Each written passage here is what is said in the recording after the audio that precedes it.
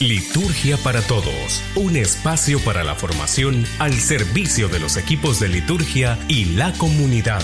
Soy el Padre Héctor Maldonado y los invito a escuchar este espacio pensado para toda la comunidad de discípulos y de manera especial para aquellos miembros de la comunidad que forman el equipo litúrgico. Queda con ustedes, Liturgia para Todos, con el Padre Héctor Maldonado. En el podcast anterior habíamos entrado ya en este tema que podría ser un poco polémico y a veces es también origen de varias discusiones en los equipos de liturgia, especialmente cuando llegan algunos sacerdotes, ya el nuevo párroco, ¿verdad?, de la comunidad. Hay muchas cosas que de repente cambian la forma de celebrar, cambia quizás la forma de predicar, cambian los espacios, los lugares, en fin. ¿Será esto litúrgico? ¿No será litúrgico? Son preguntas que se nos vienen y lo más indicado es irnos a lo seguro, digamos que son los documentos, que son las explicaciones que dan los documentos para cada celebración litúrgica. En este caso, pues, nos preguntamos nuevamente, ¿es posible hacer cambios en la liturgia?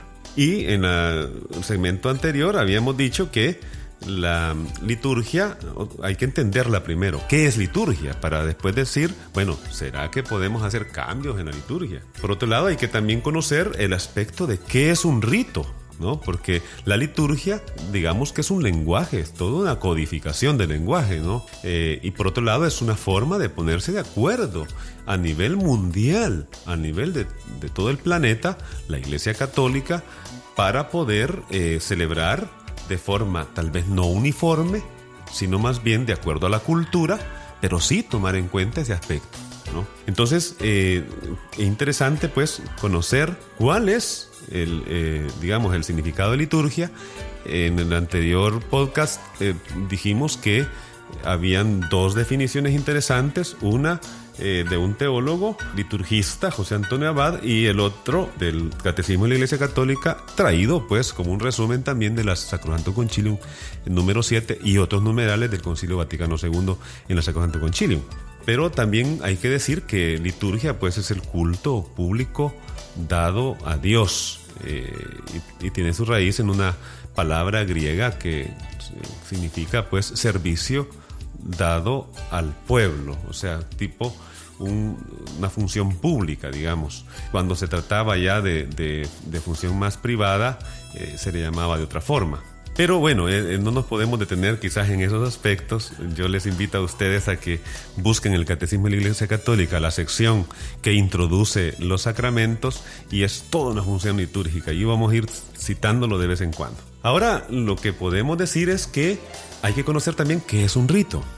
Un rito es, digamos así, una forma de codificación con palabras, con gestos, con formas, con estilos, para algo que se quiere dar a conocer, que se quiere celebrar, que se quiere, como significar, para la comunidad. Y eso que tiene un gran significado se eleva a Dios, evidentemente. Entonces, un rito tiene su función propia. Por lo tanto, cuando se dice que vamos a comenzar con un canto de entrada, y luego vamos a hacer esto, luego lo otro, no podemos cambiar el orden porque ya está estipulado ese rito de esa forma. Entonces, claramente, pues, los sacramentos tienen distintos ritos, ¿verdad? Algunos de los cuales tienen palabras y gestos que son fundamentales, que son esenciales y que no se pueden tocar, ¿verdad? Eso evidentemente, pues, como por ejemplo tocar las palabras de Jesús en la institución de la Eucaristía, dentro de la plegaria eucarística, eso no es tocable, ¿verdad? No se puede tocar. A no ser lo que pasó con lo que hizo el Papa Benedicto XVI, ¿no? Que cuando vio pues la forma de traducir que tenía la consagración del vino, que decía que ese es el cáliz de la sangre derramada por todos, decía antes, y el Papa Benedicto XVI especificó que la palabra más cercana a lo que significa la traducción del hebreo o del griego era por muchos, porque la traducción era por una multitud.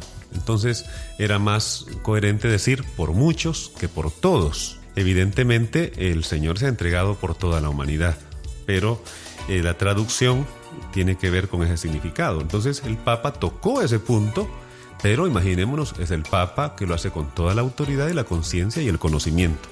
Por otro lado, hay que conocer cuál es la finalidad del rito para poder mantener esa finalidad. No podemos cambiar la naturaleza del rito ni la finalidad, porque todo tiene una conexión. O sea, así como tiene una conexión las primeras partes de la misa, luego una conexión con la palabra de Dios, que es la parte de la liturgia de la palabra, y luego otra conexión con la parte de la plegaria eucarística, o sea, la liturgia eucarística.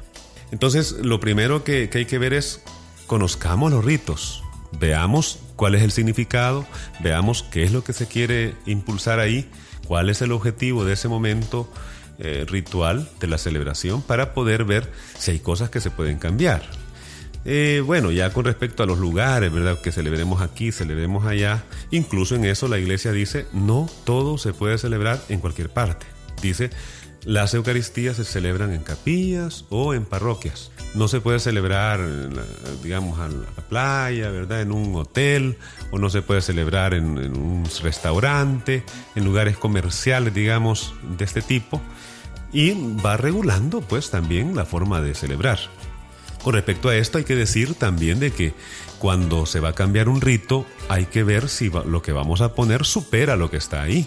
Para eso tendremos que tener mucha formación litúrgica, en cuanto que la mayoría, más bien la totalidad de la liturgia está tan estudiado de que se ha cotejado, se ha puesto en práctica, se ha puesto a prueba, hasta tener una certeza de que eso se va a poder realizar de forma muy tranquila, muy normal en la comunidad.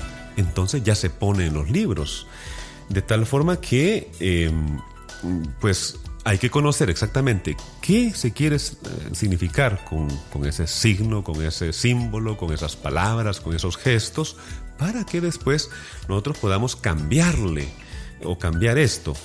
En este sentido, los grandes liturgistas han hablado de libertad con responsabilidad. O sea, si conocemos los significados, podemos enriquecerlos, pero normalmente son cosas periféricas, digamos. Son cosas explicativas, son ritos explicativos, no tanto las cosas de fondo, o sea, lo esencial. Para esto, entonces, hay que ver las indicaciones. O sea, las indicaciones que dan los misales, que dan los distintos ritos, los distintos sacramentos.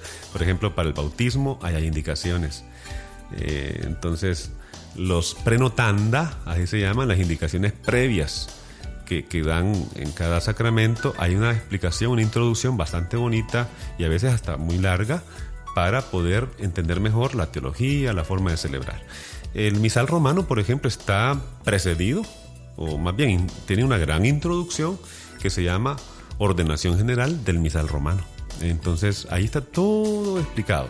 A veces nosotros ese libro casi no lo leemos, porque ese lo ocupa más el padre, lo ocupa más en el altar. Entonces yo invito a los equipos de liturgia a que busquen en internet o busquen también en su propia parroquia el misal y lo ojeen, y busquen ahí en las primeras páginas toda la introducción, los calendarios que hay y todo eso. Por otro lado, hay que ver si hay alguna indicación que sugiera que se puede cambiar, sustituir, o si dice que la conferencia episcopal debe hacer el cambio o la propuesta, ¿verdad?